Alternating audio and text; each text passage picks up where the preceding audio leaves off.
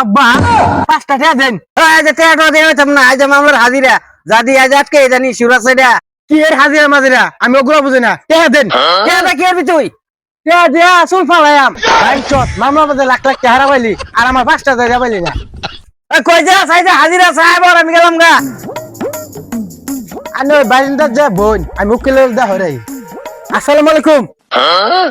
ওয়ালাইকুম আসসালাম। আর মা নাইছো? হ্যাঁ যাও।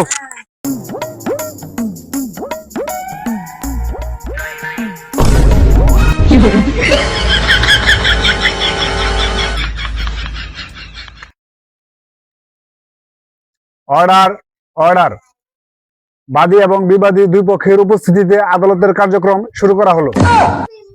মহামান্য আদালত, এই লোকটাকে দেখতে পাচ্ছেন, লোভী, খুবই ছলনাহীন।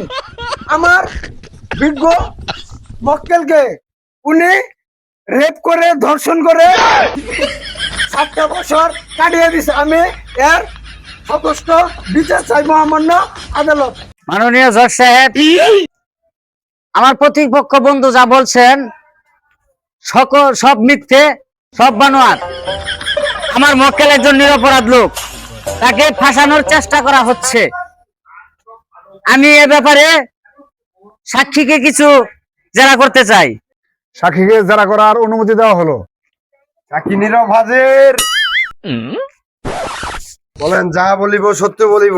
যা বলিব সত্য বলিব। সত্য বই মিথ্যা বলবো না। সত্য বলে মিথ্যা বলবো না।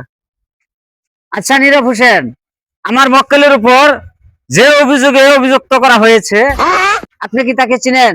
হ্যাঁ অবশ্যই আমি তাকে চিনি। সুরিয়া নামে যে মেয়েটি আছে তাকে তুমি চিনো? আমার মক্কেলের সাথে কি তার সম্পর্ক আছে সে ব্যাপারে তুমি কিছু জানো? হ্যাঁ আমি তো আবার চিনি। এরা 3-4 বছর ধরে সম্পর্ক করে। কি পয়সা ভেড়া রেস্টুরেন্টে যাই লেগা। যাও তুমি আবার আসতে পারো।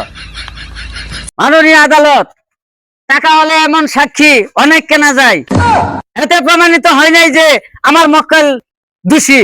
মহামান্য আদালত, আমার বিজ্ঞ বন্ধু যা বলছেন সম্পূর্ণ মিথ্যে বানোয়াট।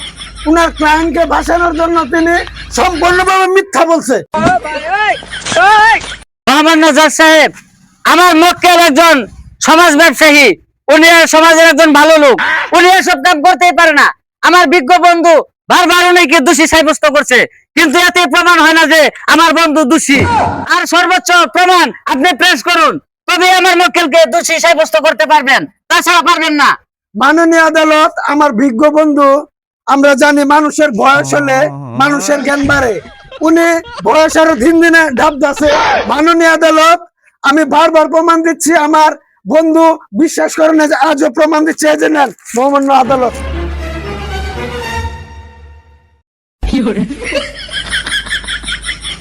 কোর্ট 1 ঘন্টার জন্য মুলতবি ঘোষণা করা হলো।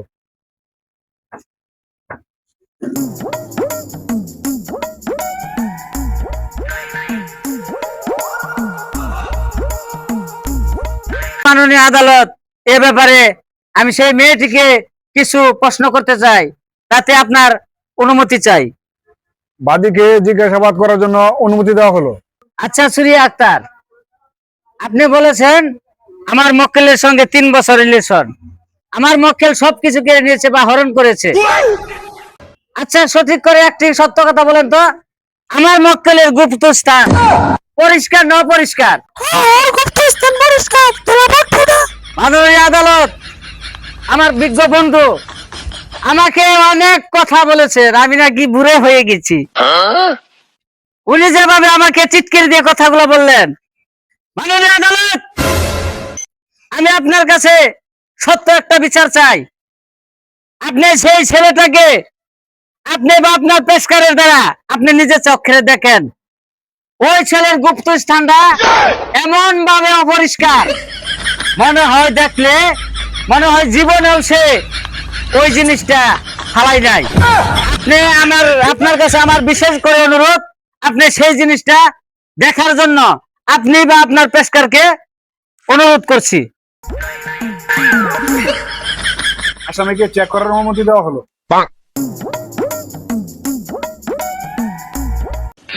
হ্যালো।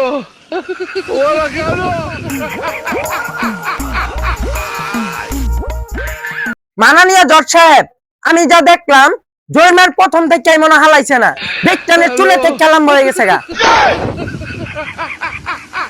মাননীয় আদালত, আমার মক্কেল একজন নিরপরাধ লোক, তাকে ফাঁসানোর জন্য ষড়যন্ত্র করে তারা কি কাণ্ডটা করেছে আপনি দেখেন।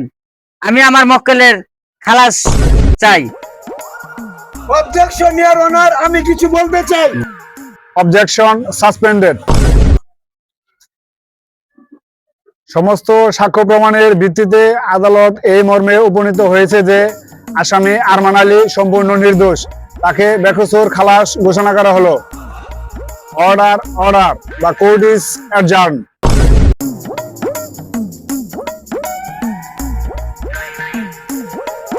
বাবা পুরান তো লোক কাজে লাগে, যদি 5 টাকা চাইছিলি দিয়ে আরতাম, তাহলে তো আমরা বাপ পুত্র বিপদ করে দিতাম গা।